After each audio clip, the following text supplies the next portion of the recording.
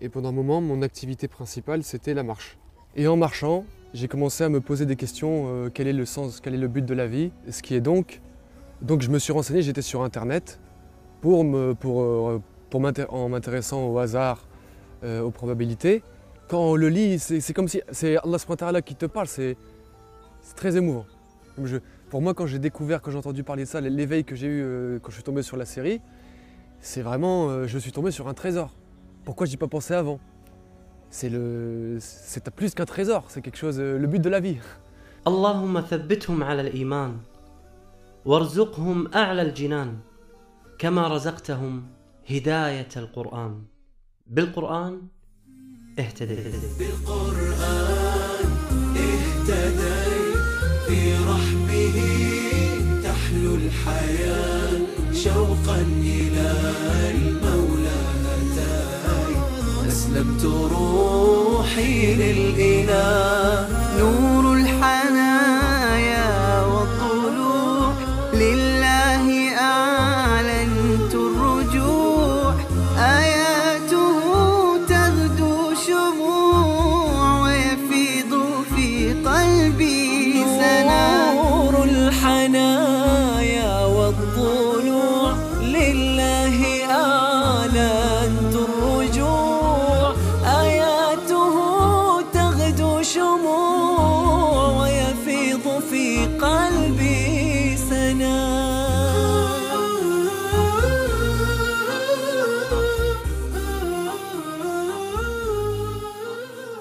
Alors, salam alaikum, je m'appelle Nicolas, le prénom musulman Abdallah. Jusqu'à mes 13 ans, j'ai envie de dire jusqu'à mes 13-14 ans, j'ai vécu une vie assez banale, un petit peu comme tout le monde.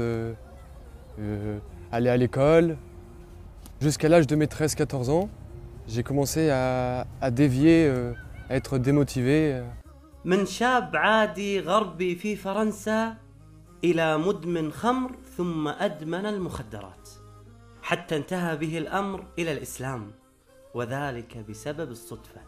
Donc voilà, donc à mes 13-14 ans, comme j'étais démotivé, j'ai quitté l'école, j'ai arrêté l'école. J'avais un mauvais comportement avec mes parents. J'ai commencé à fumer des cigarettes, du cannabis, à prendre de l'alcool, différentes drogues. J'en suis devenu addict. عندما بلغ 13 وحتى 20 من عمره انقطع عن الدراسة والعمل. كان يسرق من والده وينفق المال في المخدرات والخمور. Arrivé un jour, j'ai décidé d'arrêter ces bêtises, la consommation, et je suis passé par des grosses angoisses, sans avoir entendu parler de l'islam. Et un jour, j'ai décidé d'arrêter ces bêtises-là. ما هي النقطة وما هي البداية الحقيقية وأنت تعيش الحياة الكئيبة التي جعلتك تنتقل من هذه الحياة إلى حياة أخرى؟ الشرارة أين كانت؟ Donc, moi, je suis passé par oui, comme vous dites, une période noire. Donc j'ai décidé dans laquelle je faisais des bêtises. Donc un jour j'ai décidé de les arrêter, je suis passé par des angoisses. J'ai eu des problèmes de nutrition, des problèmes de sommeil. Et pendant un moment, mon activité principale, c'était la marche. Et en marchant, j'ai commencé à me poser des questions, quel est le sens, quel est le but de la vie. Donc je me promenais, je marchais. Et durant cette marche, j'ai remarqué qu'en regardant des plaques d'immatriculation, mais pas sur la même voiture du moins, ça revenait sur des voitures différentes. J'ai trouvé ça bizarre, j'ai trouvé ça étonnant. Comment ça se fait? Est-ce qu'il y a quelque chose derrière ça? Donc je me suis intéressé aux probabilités et au hasard. Donc je me suis renseigné, j'étais sur internet en m'intéressant au hasard, aux probabilités. وعندما بحث في الإنترنت عن الصدفة والاحتمالات ظهرت له مجموعة من الحلقات العلمية التي تتكلم عن القرآن وأنه يقول أن هذا الكون لم يخلق صدفة. Il disait qu'on n'était pas là par hasard, que le but de notre vie c'était d'adorer Allah subhanahu wa ta'ala, que les signes, tous les signes qu'on voit autour de nous, que ce soit le soleil, la lune, les étoiles, dans nous-mêmes, il y a des signes pour des gens doués d'intelligence. بالقرآن اهتديت في رحبه تحلو الحياة شوقا إلى المولى أتيت أسلمت روحي للإله نور الحنايا والطلوع لله أعلنت الرجوع آياته تغدو شموع ويفيض في قلبي سنور الحنايا. بلال رضي الله عنه وأرضاه دخل على النبي عليه الصلاة والسلام في بيته يستأذنه للأذان لصلاة الفجر، فوجد النبي صلى الله عليه وسلم يبكي ويزداد في البكاء حتى بل حجرة ثم بل الأرض، فقال يا رسول الله يعني تبكي هذا البكاء وقد غفر لك ما تقدم من ذنبك وما تأخر؟ قال يا بلال أفلا أكون عبدا شكورا؟ إني والله اليوم نزلت علي آيات ويل لمن قرأها. يعني أحبابنا اللي يسمعون هذه القصة هي على الإطلاق أنا وأنتم ونحن وهؤلاء كل مسلم يقرأ هذه الآية النبي عليه الصلاة والسلام يقول ويل لمن قرأها ولم يتدبرها ولم يتفكر بها. يقول الله سبحانه وتعالى إن في خلق السماوات والأرض واختلاف الليل والنهار لآيات لأولي الألباب الذين يذكرون الله قياما وقعودا وعلى جنوبهم ويتفكرون في خلق السماوات والأرض ربنا ما خلقت هذا باطلا سبحانك فقنا عذاب النار. هذه الآية التي قال عنها النبي صلى الله عليه وآله وسلم ويل لمن قرأها ولم يتدبرها. هذه الآية عندما نظر إليها وقرأها عبد الله نيكولا مترجمة باللغة الفرنسية خشع قلبه فتأثر فأصبح ينظر إلى الكون بشكل مختلف.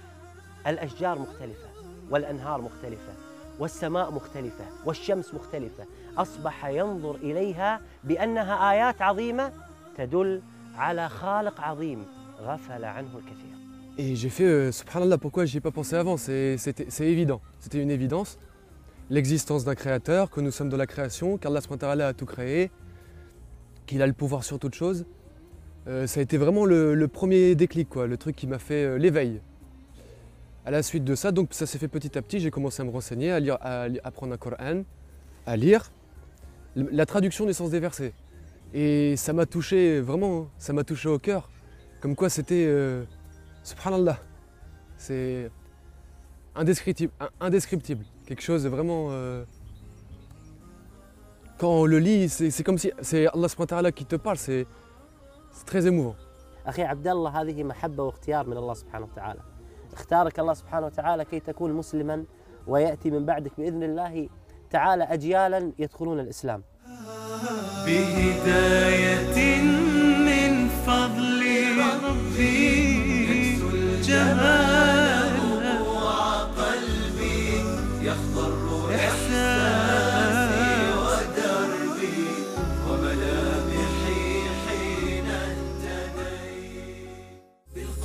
بالقرآن برحمه تحلو الحياة شوقا إلى المولى أتاي أسلمت روحي للإله بالقرآن برحمه تحلو الحياة شوقا إلى المولى أتاي أسلمت روحي للإله كان المدى أشواك حتى كسه الندى والقلب قد أرضاك يا رب حين اهتدى يا رب حين اهتدى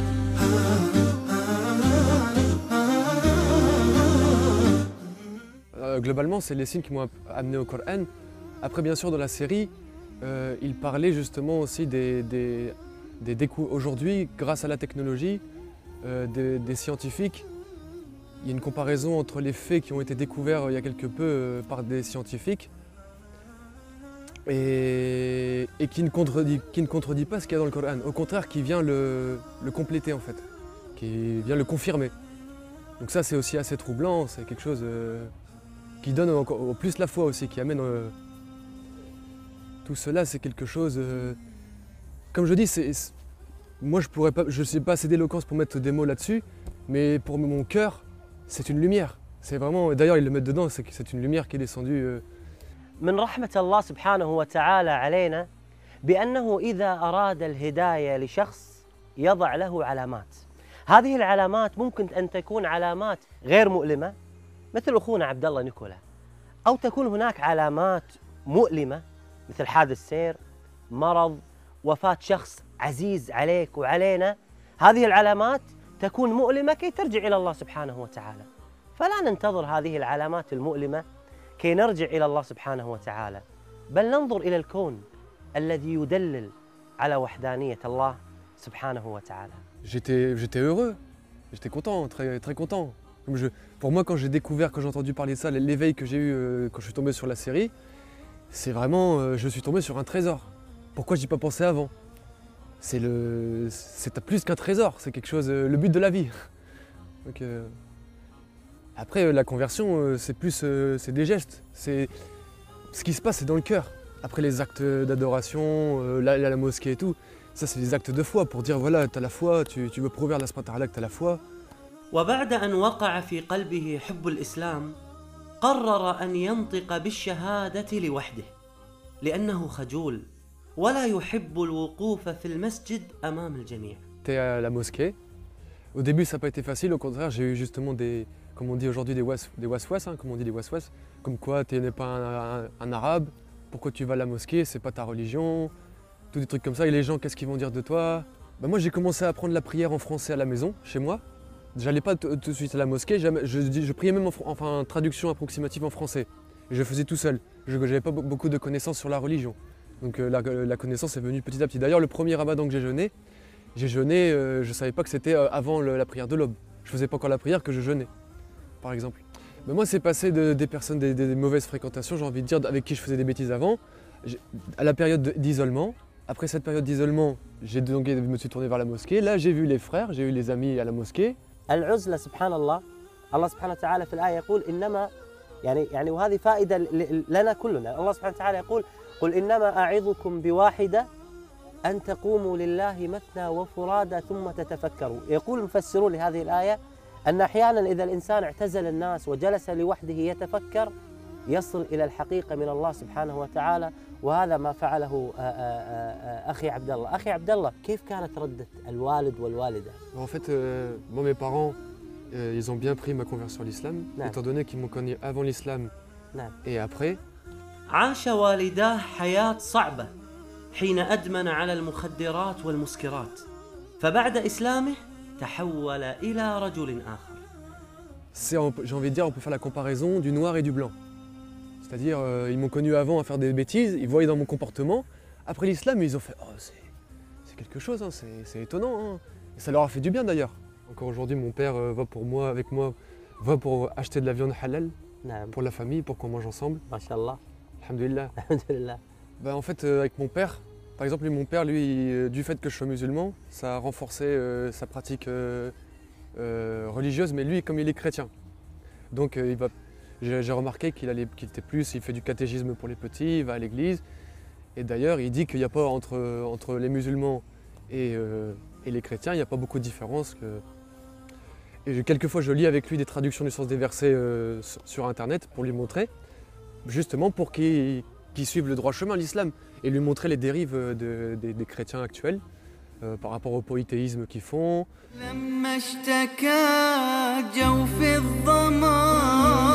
لما بكى جفني دما والدرب خاف جهنما لجأت للقرآن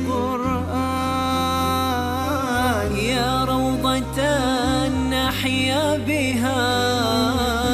منهجا لأولي النهى يا غيمة نرنو لها وسماؤها القرآن.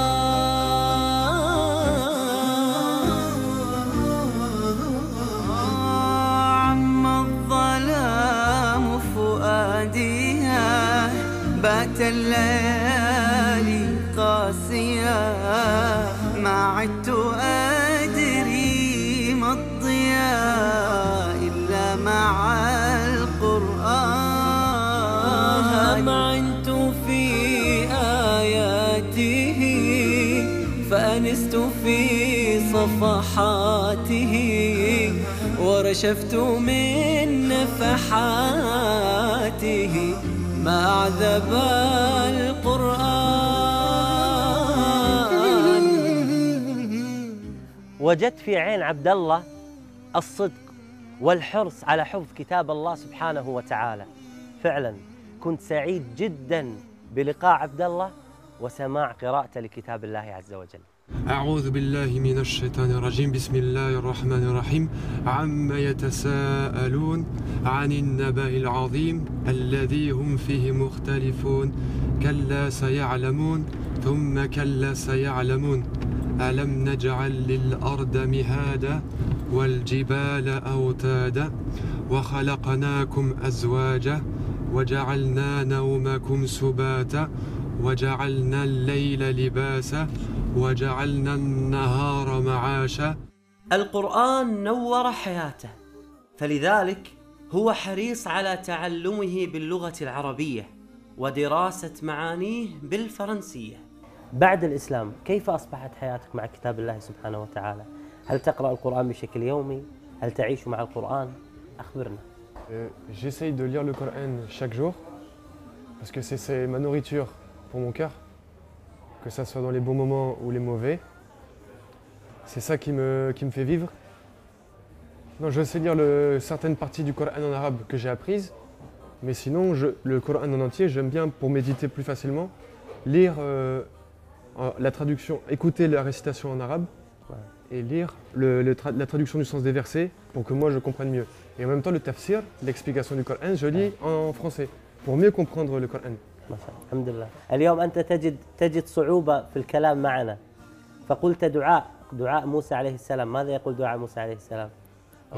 ربي اشرح لي صدري ويسر لي أمري واحلل عقدة من لساني يفقهوا قولي. أسأل الله سبحانه وتعالى أن يثبتك على الإسلام. آمين. وأن يدخل والديك الإسلام. آمين. وأن يدخل إخوانك الإسلام. آمين. ويحقق أمنيتك ولا تخرج من هذه الدنيا إلا كل أهلك وأصحابك بإذن الله دخلوا في دين الله عز وجل. آمين. إن الدين عند الله الإسلام.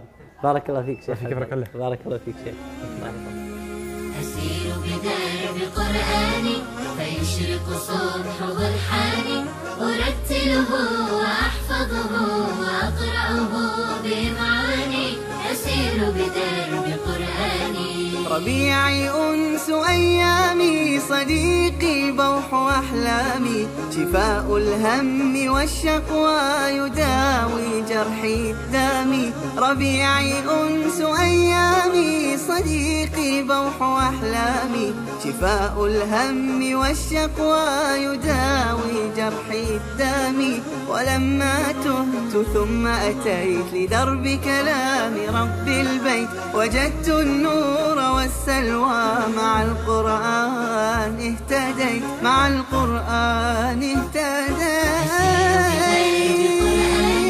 فيشرق صبح برحاني أرتله وأحفظه وأقرأه بمعاني أسير بدرب قرآني.